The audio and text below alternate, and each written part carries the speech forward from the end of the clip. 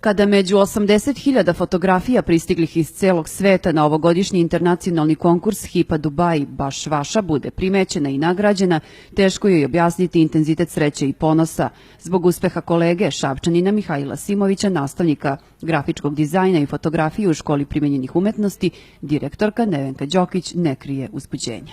Malo je reći da smo ponosni na naše kolegu Mihajla Simovića koji je evo ušao među najbolje fotografe sveta. To je velika čast, ne samo za njega i našu školu, već i za naš grad, za celu Srbiju.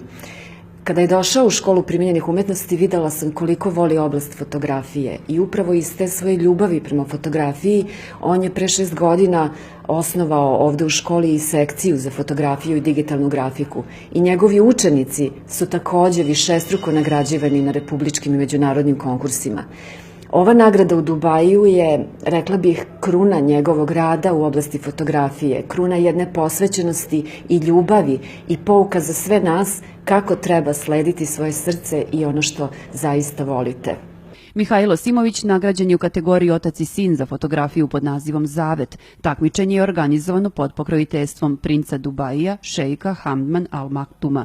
Uručena priznanja organizatori ovog prestižnog konkursa svim nagrađenim učesnicima poslaće na kućne adrese, što je još jedan mali detalj koliko organizatori u Dubaju žele da ostave utisak pažljivih domaćina i posvećenosti gostima iz celog sveta.